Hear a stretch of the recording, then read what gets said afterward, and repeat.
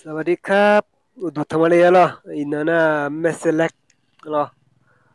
อุดุทำยุ่งๆดาวเนี่ยหัวชิดใจล่ะเนี่ยอุกาอุทำมาล่ะฮะยุ่งเนี่ยก็เสียวช่วยยุคจริงล่ะเนี่ยที่มีเนี่ยยุ่งปะดูทำยุ่งแบบชิลเลขาอะไรเดียล่ะเนี่ยที่คนรวยเขาเลขาอินยบยงกันลูสวามีอะไรงานเลยล่ะเนี่ยบรรยากาศคือบุ๋มใหม่นะครับวันนี้เมสเล็กเขาเยอะมากสวาเขามีจงกันล่ะ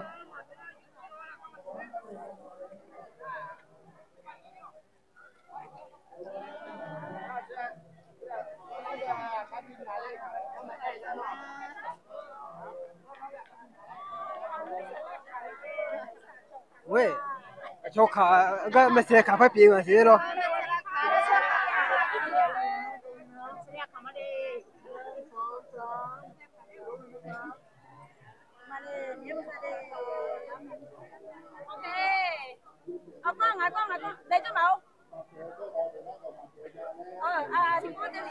你干啥了？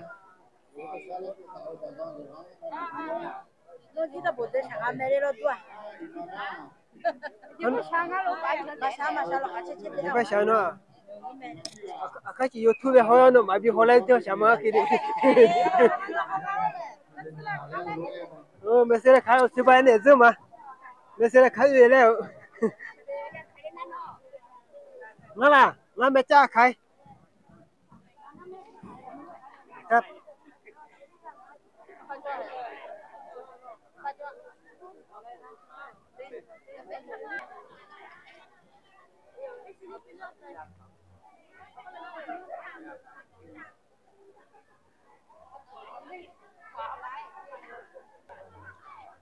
เนี่ยบุ๋มใหม่ครับบุ๋มใหม่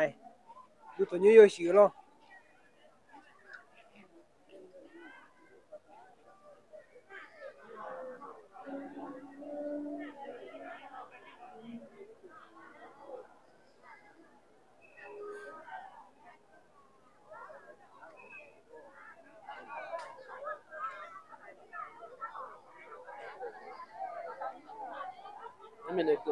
牛也是牛，跟那了吗？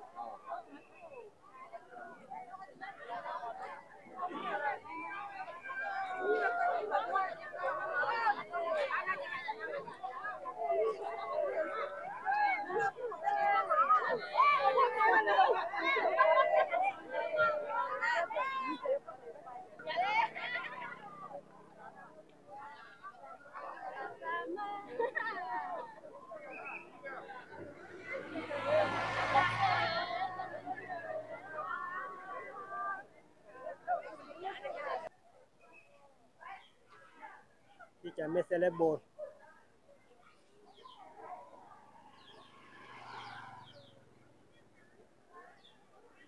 สวยยอมอย่างนี้สวย咯。你那สวย面的他个一条了，一条老干，没事来看都头牛，有些做头牛的到呢，或许切修再见了，那了。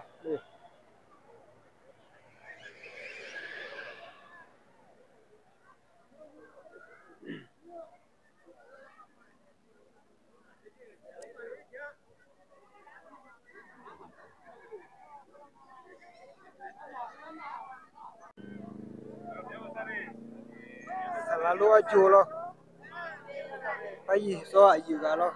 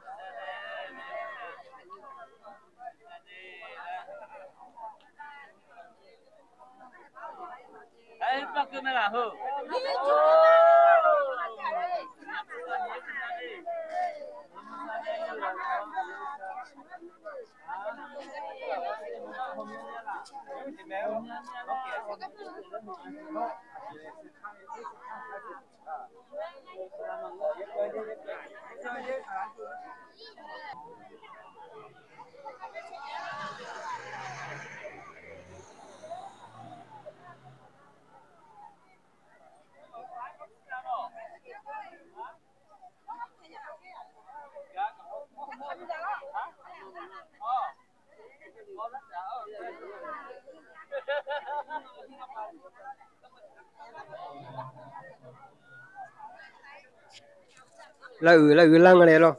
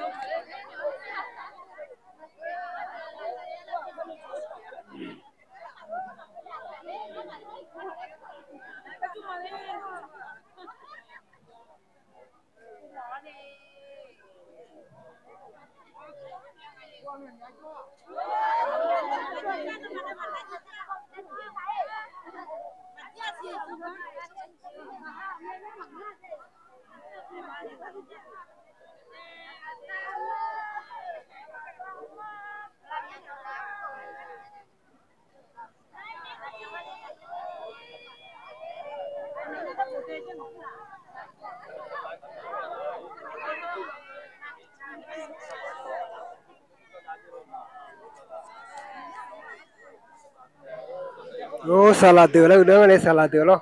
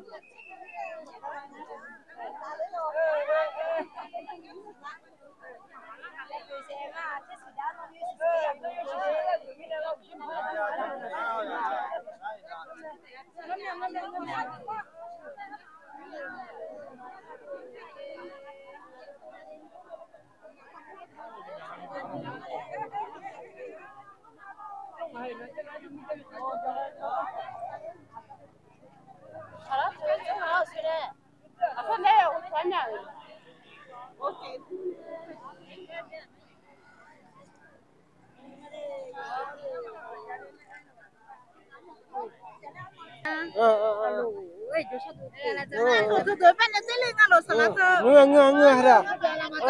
à đồ để cái này mấy món ăn thì đó yo có khoa ba mấy ship để lấy món ăn đấy à là sao mà ô sư mà trả gì mà sư đã bổ thổ để mà trả đấy ô sư làm mà trả sư ô sư làm mà trả đấy đã bổ để thổ đấy nhá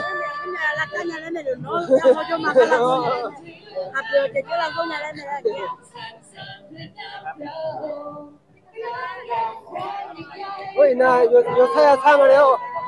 这些村民的咯。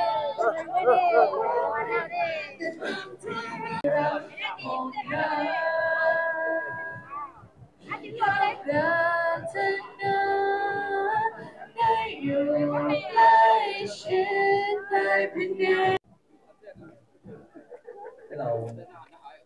ร่วมใจกันทำงานกับที่เราเข้าสู่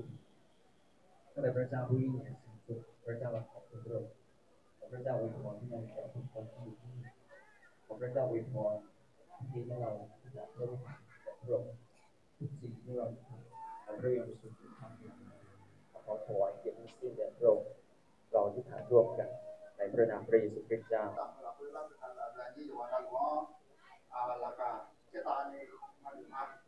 那个那你包装呢？你买个不过来用咖啡，多点呐，不用加奶了。从这个呢，สารล้วนตัวอยู่ที่ของตัวเนี่ยพุทธนาที่มาตัวเช้ากะหรี่ก็ตัวเช้าหน้าพระเอาตัวไปยุ่งตัวก็พอตัดแล้วเนี่ยก็ตัวคาลิซาเดอจากการทุกการเนี่ยเขาเนี่ยที่จะประธานสภาอยู่เจ้าก็ก็มาจากการทุกการก็เดือนแล้วเนี่ย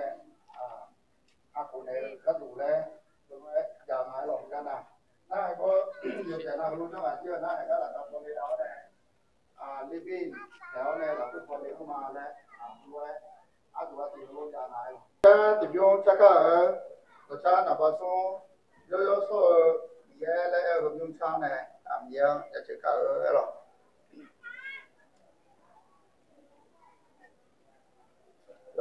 โยปะมีOm Mama Jaya Namo Shivaya Om Bhagavate Namo Bolo bo ya chờ gì anh đi ngựa ngà sao mà mi yêu nó đem mơ vừa cá đường ngáo là cả đi chơi lợn này nó đem mơ cá và đà này ngá là theo theo mà sao mà mi yêu nó đem mơ cá đường anh đi ngựa ngà nó cái gì anh đi nào ngà lại nhớ cho gì là quê quê thảo này anh nhớ là quê là quê selalu sang yang tidak ada gelas sama Kapa Yesu kali tengah mengenai Yohana lu satu di rumah Allah.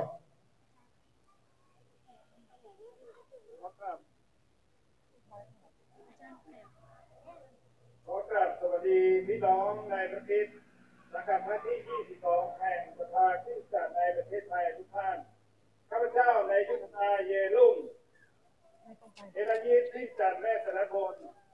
ขอกล่าวรายละเอียดรายรับรายจ่ายในการสร้างพระวิหารดังนี้รายการรับจากที่จัดแม่สาร1,857,500 บาทจากการถวายคนเดือนละ100 บาทต่อเดือนเป็นระยะเวลา3 ปี 264,196 บาท 3. จากการถวายพิเศษเพื่อการก่อสร้างของสมาชิกในคริสตจักร 683,819 บาทยอดรวมรับ 2,375,157 บาทรายการจ่ายในการสร้างพระวิหารหลังนี้ยอดรวมทั้งหมด 2,379,197 บาทดังนี้ครับในนามของพระเจ้าแล้วก็ลงท่านมีประธานสภาแล้วก็มีหัวหน้าหน่วยงานหลายๆคนมาร่วมก็พระเจ้ามาถึงที่นี่แล้วรู้สึกตกใจเล็กน้อยไม่คิดว่าอาคารพระวิหารของเราจะสร้างได้สวยงามโดยพอแบบนี้และสิ่งที่อาจารย์ก็คืออันนี้ผมมองแล้วถ้าสร้างที่อื่นเขาจะต้องใช้เงิน5 ล้านบาทที่นี่ใช้เพียง2 ล้านกว่าบาทที่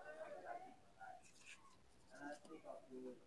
ความร่วมมือร่วมใจของพี่น้องที่ได้ช่วยกันคนละไม้คนละมือ ทำให้สำเร็จและขอบคุณพระเจ้าอันนี้ก็ได้เห็นความมากมายเฉพาะมีเด็กสาวมากมายมากแต่งเราเมื่อคิดจัดไปมีแต่ผู้ใหญ่ก็อนาคตก็จะไม่ค่อยจะเท่าไหร่แต่ว่าก็มีเด็กมีอนุชนมากมายเด็กเหล่านี้ก็จะเป็นกำลังของผู้ใหญ่ซึ่งจะทำให้งานของพระเจ้าได้เจริญก้าวหน้าต่อไปก็ขอบอกพระเจ้าแล้วก็ขอให้น้องทั้งหลายได้ให้พระเจ้ามันมารู้จักไม่รู้จักมีอะไรก็มีส่วนร่วมในนี้นะครับวันนี้ก็พระเจ้าในนามสมาชิกจากในประเทศไทยก็ขอรับจากนี้ถูกไม่ได้ตรงนี้ของสมาชิกจากในแล้วในเวลาเดียวกันนะก็ขอมอบที่แบ่งอันนี้ให้กับพี่น้องได้ใช้เอาไว้ใช้มาในการต่อไปขอพระเจ้าอวยพรท่านครอบครัวนะครับให้สุขเจริญแล้วก็แก้ไขพระเจ้ามากขึ้นนะครับความรักความรัก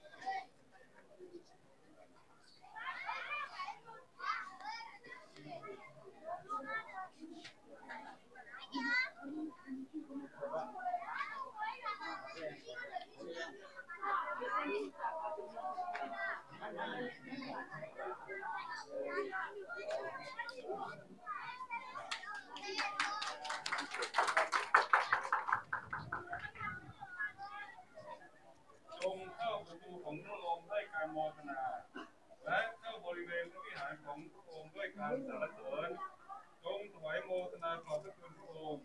จงถวายสาธุการแด่พระนามของพระองค์Pardon pour ma vie. Ayo bulan di pelape, ayo gokang kuliau, ayong jace lape,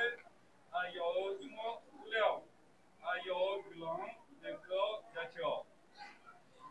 Pada yo kali tu lagu kau di masa lama.